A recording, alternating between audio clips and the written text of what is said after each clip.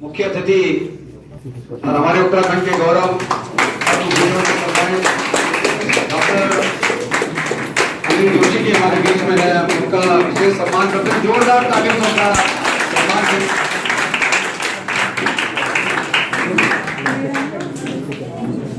और मैं निवेदन कर वो आए और डॉक्टर साहब का माल्यार्पण कर स्वागत करें। साथ में सचिव दिव्यांशु नोटियाल जी से निवेदन करूंगा वो भी माल्यार्पण कर डॉक्टर अनिल जोशी जी का स्वागत करें। साथ ही मैं अपने साथी रिजवान अली जी से निवेदन करूंगा वो भी आए और डॉक्टर अनिल जोशी जी का माल्यार्पण कर स्वागत करें। हमारी बहुत ही सम्मानित महाशक्ति सुनीता भट्ट जी से निवेदन करूंगा वो आए और डॉक्टर अनिल जोशी जी और उन युवा साथियों को ये बताना बहुत जरूरी है कि उत्तराखंड के गौरव डॉक्टर नामी गिरामी नाम है, उत्तराखंड के गौरव है, उनका हम विशेष यहाँ पे स्वागत करते हैं। आज के मुख्य अतिथि हैं साकिब खान जी से निवेदन करूंगा वो भी आए और अपना माल्यार्पण कर डॉक्टर साहब का स्वागत करेंगे।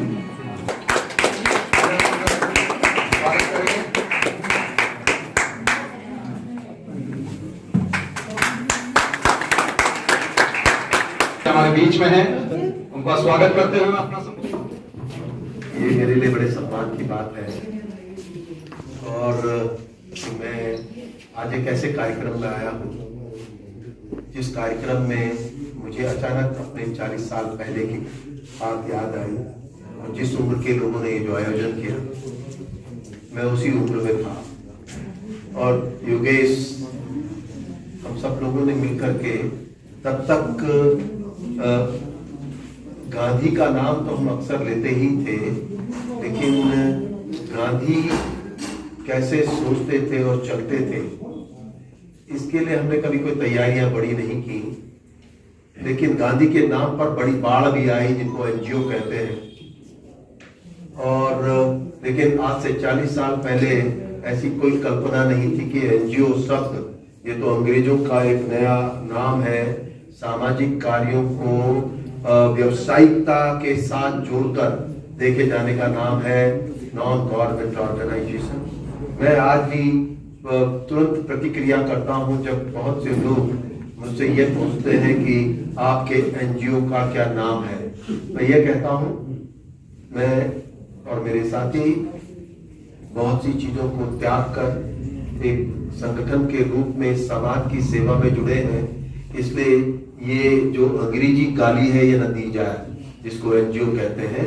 एक बार प्रकाश जावड़ेकर आए थे तो प्रकाश जावड़ेकर ने हमारे यहाँ जहाँ मैं रहता हूँ तो उन्होंने कहा कि आजकल एनजीओ बड़े चर्चा में है, तो मैंने उनसे कहा कि आपको मैं एनजीओ की परिभाषा बता देता हूँ, नॉन गांधीयन ऑर्गेनाइजेशन ज्यादा बेहतर रहेगा, क्योंकि देखिए सामाजिक कार्यों में व्यावसायिकता नहीं होनी चाहिए, ये हृदय से जुड़े होने चाहिए। और मैं इसलिए कह रहा हूं कि 40 साल पहले और अभी जो मेरे मित्र ये बताने की कोशिश कर रहे थे कि युवाओं ने बच्चों ने आपस में मिलकर बिना किसी बजट के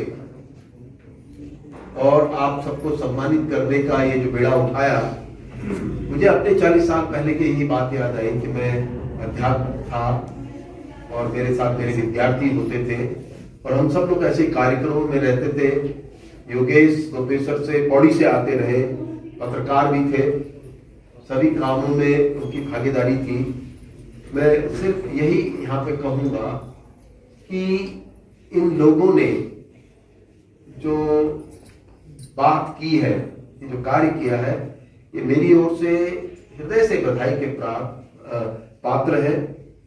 और दूसरी बड़ी बात यह है कि इनका जो बड़ा वाला परिचय है वो इस रूप में कि इनकी जो शिक्षा है लॉ की, तो मैं समझता हूं कि वो आने वाले समय में इनके द्वारा एक बड़ा लाभ हम सब उठा सकते हैं, क्योंकि अभी घटनाक्रम ही है कि मैं भी एक स्टेट लीगल सर्विस अथॉरिटी का मेंबर हूँ जिसमें चीफ जस्टिस उसके चेयरमैन होते हैं और हाई कोर्ट के जजेस उसके मेंबर हैं।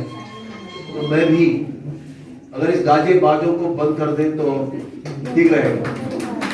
तो मैं ये कहना चाह रहा हूं कि मुझे अचानक ख्याल आया कि अभी पहली जो दूसरी मीटिंग हुई थी स्टेट लीगल सर्विस अथॉरिटी की, तो मैंने कुछ बिंदु रखने की कोशिश की थी और उन बिंदुओं में सबसे महत्वपूर्ण एक ये था कि आने वाले समय में शायद जिस तरह की परिस्थितियां बदल रही हैं और बिगड़ रही हैं, हमारी सबसे बड़ी चुनौती हमारा अपने चारों तरफ की पारिस्थितिकी है, हमारा पर्यावरण। अगर अभी कोरोना चाइना से चल के आया तो भाई जरा सोचो, अगर हवाई जहाज ही नहीं होते तो कहां से कोरोना आता। तो जब सुख भोगोगे तो दुख भी झेलने पड़ेंगे। और दूसरे ब्रह्मांड से तो आया नहीं। अगर आपको लगा होगा कि मंगल से आया या बृहस्पति से आया, कि पृथ्वी के किसी एक हमारे ही तरह के लोगों के बीच से और उस अतिक्रमण का हिस्सा है जो कि हमने प्रकृति के विरुद्ध में किया।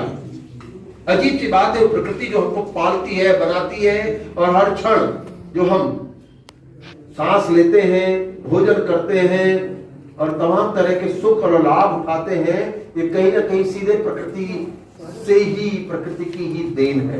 लेकिन उस प्रकृति के प्रति हम अपना कोई दायित्व तो महसूस नहीं करते और उसी का परिणाम है आज कोरोना है, कल कुछ और होगा। आप इससे बच नहीं सकते। अब आप देखिए कि कितना बड़ा घटनाक्रम है कि एक ऐसी प्रजाति जो दिखाई नहीं देती, अब कोरोना तो किसी ने तो देखा नहीं भाई, एक ऐसी प्रजाति जो दिखाई नहीं, उसने अमेरिका को हरा दिया, घुटने टिका दिए स्पेन के, इटली के। ये क्या है? ये प्रकृति है।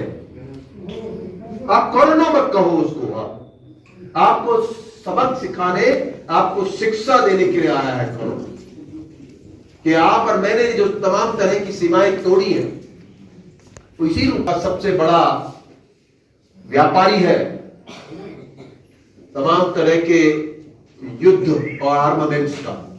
उसके पास ऐसी कोई मिसाइल नहीं थी कि वो कोरोना को मार सकता था। कैसे जीतेंगे आप प्रकृति से? आप कहां रोक पाए अपने आप को? और हालात तो ये थी कि पहली बार दुनिया में अगर हम सब लोग जेलों में बंद हो गए, अपना ही घर सही, कई बार बड़े बड़े नेताओं को उनके अंदर घरबंदी कर दी जाती है, होती वो जेल नुमा सजा है। तो ये प्रकृति की जेल नुमा सजा है। और अब आप देखिए ना, हम सबको मुंह दिखाने के लायक भी नहीं रखा है, सबने बुझाड़ा लगा रखा है। तो ये प्रकृति है, इससे आप जीत नहीं सकते। और इसे बार बार याद करिए कि ये हमारी पीढ़ी है जिसने सबसे बड़ा आतंक प्रकृति के खिलाफ खड़ा किया। कोरोना वही है। मैं ये आपके को कहना चाहता हूं कि हमने अभी तक प्रकृति के ऊपर बड़े बहुत हमले कर चुके, हो चुके बहुत ज्यादा। अब हमारे सामने, अब देखो ना, प्राणवायु इतनी खतरनाक स्तर तक पहुंच चुकी कि सुप्रीम कोर्ट ने अभी हालिया बड़ा शक्ति पेश की।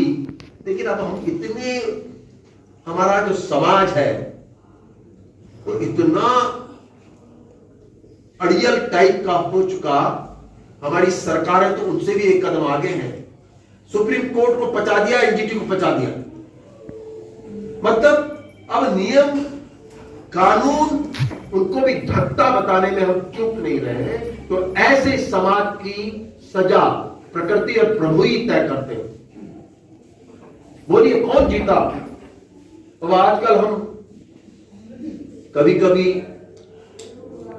कि किसी के लिए कहते हैं, अरे साहब उसने कोरोना से युद्ध जीता है। क्या जीता भाई? बुखार भी आया, खांसी भी, बीमार तो पड़े हो, कुछ नहीं जीता आपने। कैसे जीत सकते हैं आप? क्योंकि आप प्रकृति है कोरोना। और ये आने वाले समय में आज इसका ये रूप है। और मैं तो यही कहने की कोशिश कर रहा हूं कि भैया नारायण किस रूप में पैदा होंगे, अगला कौन सा कदम होगा पता नहीं है। तो प्रकृति, नारायण और कोरोना को एक साथ समझो, इनको अलग मत करो। नारायण का रूप है आपका संहार करेंगे। अब आप देख लो कैसे लमलेट कर दिए सबके सबको। जहाज रुक गए, गाड़ियां रुक गई, घर बंद हो गए।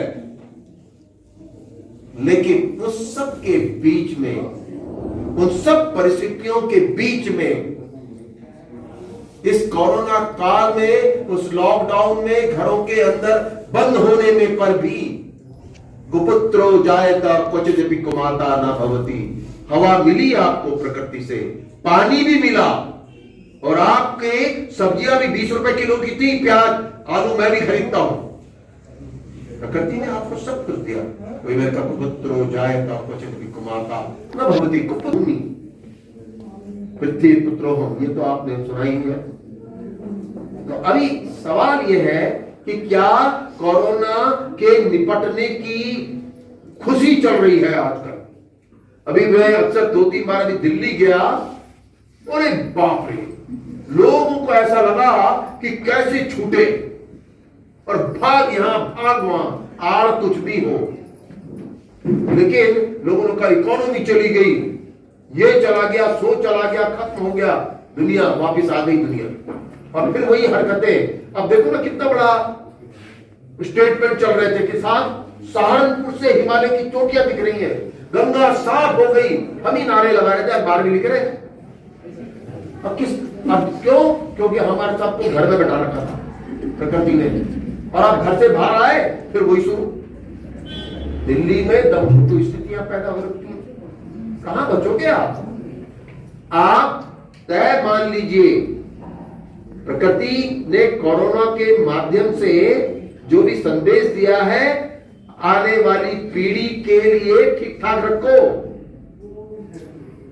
ना नदियां बची, ना प्राणवायु बचा, और जो खाते भी हो उसमें केमिकल, ज्यादा केमिकली फैट फूड है वो। अब दूसरी तरह की बीमारियां, हर 10वां कैंसर का पेशेंट इस देश में पाया जा रहा है, क्योंकि हम largest chemical fertilizer producing country है।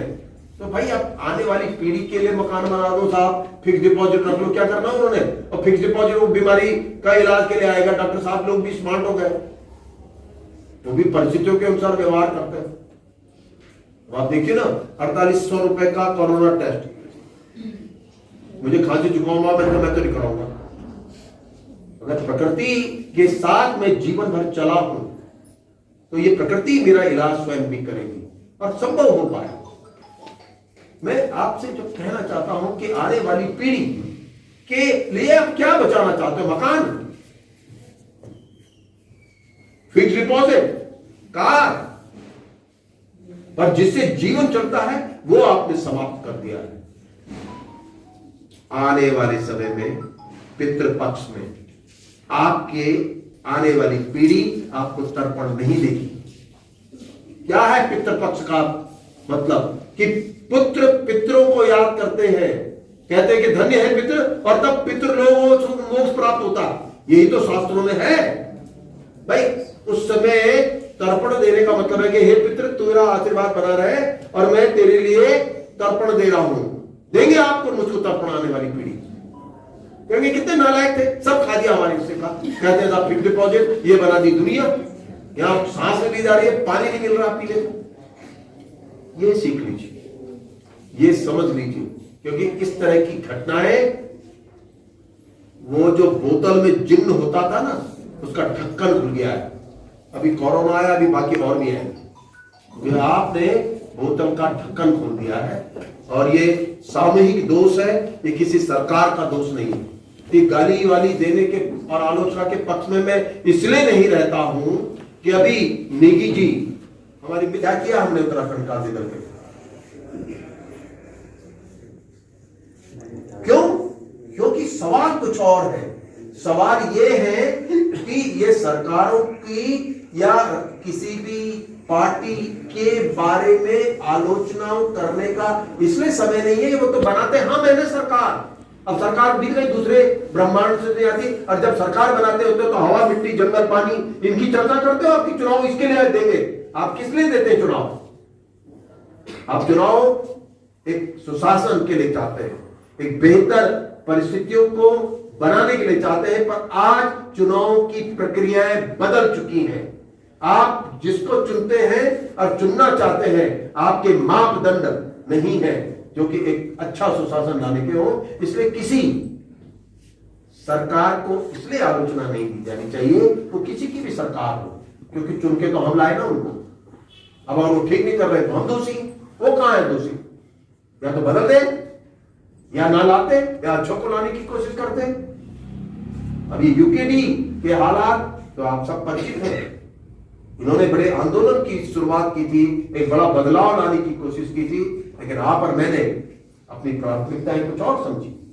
हमें नहीं लगा इनमें दमखम हुआ, हमने उनको नहीं किया। हमने वही जो रेगुलर हमारा है कि एक बार ये, एक बार ये, अब एक बार ये, एक बार यही करते रहो और जीवन निकल जाएगा। बीच बीच में कोरोना भी आता रहेगा। अभी समझ ये बनानी है कि अगर प्रकृति, पर्यावरण, इन सब को बचाना है तो हमारे लोकतंत्र में निर्णय वाले लेने वाले लोगों के सामने इन्हें प्राथमिकता बनाते हुए हमें बात करनी चाहिए। हमारे आधार वो होनी चाहिए, क्योंकि सवाल जीवन का है। जो संकट आने वाले हैं उसे बदलने का ये तभी संभव होगा जब हमारी समझ बढ़ेगी। हमारी समझ बढ़ेगी, हमारे चुनाव भी बेहतर होंगे, हमारे नेतृत्व भी बेहतर होंगे। और नेचर नेतृत्व पर निर्भर करता है। कहीं ना कहीं आपकी कौन सी प्राथमिकताएं होंगी, सरकारों की क्या बनाना चाहिए और क्या नहीं बनना चाहिए। तो इन सब के लिए मैं आपको धन्यवाद देता हूं। युवाओं से ये